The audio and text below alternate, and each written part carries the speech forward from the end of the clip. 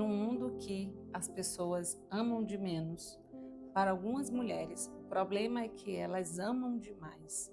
Como assim? Existem muitas mulheres que supõem que amar significa se sacrificar no relacionamento. E elas aprendem isso muito cedo, já na sua família de origem, quando aprendem frases como quem ama cuida, ou quando elas percebem que elas são mais valorizadas pelos pais quando elas estão cuidando de outras pessoas. Então essas mulheres começam a imaginar que o verdadeiro valor que elas têm é quando elas estão se doando ou quando elas estão fazendo algo por alguém. Em outras palavras, quando estão salvando alguém. E essa ideia de que as mulheres elas precisam dessa doação é muito cantada nas músicas, né, nas músicas românticas, e a gente também percebe isso muito nos contos de fadas. E talvez você nunca tenha pensado no conto de fada da Bela e da Fera. O conto de fada da Bela e da Fera é uma representação de uma mulher que é muito dependente emocional e que desenvolveu e que demonstra o perfil da mulher salvadora. Logo no início desse conto, a gente tem uma jovem bonita, e essa jovem tem a sua vida, né, com todos os seus afazeres domésticos ali, cuidando da família, quando de repente, em uma viagem, o seu pai, né, colhe uma flor de um jardim que não deveria ser colhido, que é o Jardim da Fera. Por conta disso, esse pai é preso pela fera e essa jovem vai salvar o pai. E a gente acha tudo muito bonito, né? Que uma jovem sacrifique a sua vida, sacrifique a sua juventude para salvar o pai.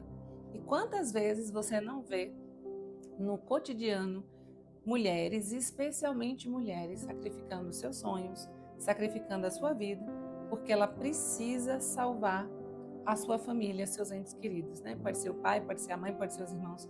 Quantas vezes a gente valoriza culturalmente que as pessoas entrem no sacrifício por outra pessoa?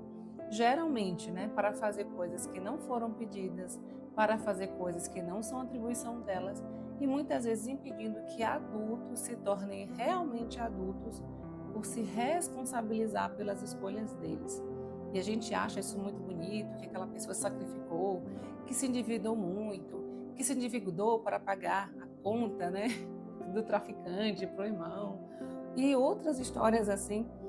Aqui nos meus atendimentos, eu escuto histórias como pessoas que se endividaram muito, que pararam de fazer o que gostariam, porque estavam fazendo serviços, né, reformas ou outras coisas que não sacrifiquem, que não signifique, né, um prejuízo à vida de outra pessoa ou até uma ajuda assistencial, porque a pessoa tem a sensação de salvar, né, precisa salvar outra pessoa. Eu conheci uma história, inclusive, de uma família que a família inteira morava numa casa, que era a casa de uma professora, e ela sustentava cerca de 15 pessoas adultas. E essas pessoas adultas ficavam ali, naquele contexto, só usufruindo daquilo que ela fornecia através do seu trabalho. Ela trabalhava muito e não conseguia avançar na vida, porque ela tratava aqueles adultos como se fossem independentes dela ou incapazes de gerenciarem as próprias vidas e fazer por si. E a gente vai ver muito isso nessas narrativas em que uma pessoa tem que entrar no sacrifício, que sacrifica a vida, e é sempre a mulher que fica presa em um espaço, que fica presa no castelo, que dorme durante muitos anos. Então a vida da mulher sempre traz assim essa ideia de que ela precisa estar, né, presa. No caso da Bela, que é uma inversão, né? Geralmente a mulher fica presa, ela é uma vítima, ela fica presa, ela precisa de um salvador, porque a mulher precisa passar essa ideia de fragilidade. Em outros contextos, como no contexto da Bela, a gente vai ver que é a Bela que vai salvar a família. Então a mulher está sempre numa posição, né, uma posição que ela não escolheu, ou ela está presa e precisa de um salvador, ou então ela precisa salvar a família dela, ela tem sacrifício em relação à família dela. E ela fica naquele espaço com uma fera assustadora. E essa fera, né, ela tem um segredo que a Bela não conhece, mas mesmo sendo uma fera, mesmo tendo características animalescas, mesmo essa fera demonstrando, né, a sua ferocidade e esse lado mais animal, a Bela ainda assim se apaixona por ele. E quando a Bela se apaixona pela fera, e a Bela se apaixona enquanto ainda ele é uma fera, nesse conto traz uma mensagem de que se a mulher amar suficientemente um homem, ela vai conseguir transformá-lo no príncipe adequado. Se essa mulher amar suficiente esse homem, ela vai conseguir mudá-lo.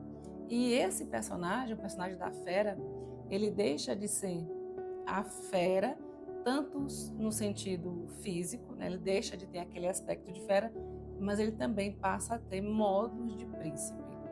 Muitas mulheres, as mulheres que amam demais, as dependentes emocionais, elas acreditam que realmente, se elas amarem o suficiente, o homem que elas escolheram para ela vai deixar de ter essa característica animalesca. Elas acham que precisa tentar um pouco mais e elas vão acreditar não no que esse homem é, não no que esse homem entrega. Se esse homem já a trata bem, se esse homem fala com ela com bondade, se esse homem faz coisas que realmente demonstrem que essa mulher é valiosa. Ela vai se concentrar no potencial desse homem. Ela vai se concentrar nas mentiras que ele conta.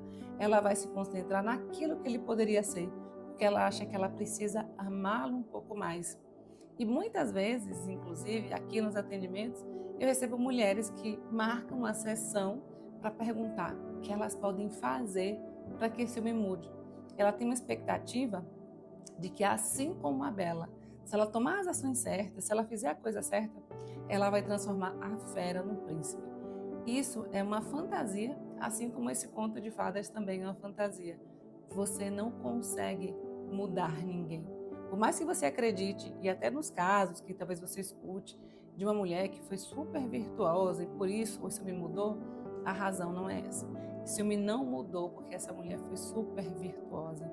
Esse ciúme mudou porque ele escolheu mudar. Ninguém muda ninguém. As pessoas precisam estar determinadas a mudar. E as pessoas podem começar, a partir de uma mudança, a valorizar aquilo que o outro já era, aquilo que o outro já fazia, reconhecer as ações do outro. Mas isso não significa que uma pessoa muda a outra.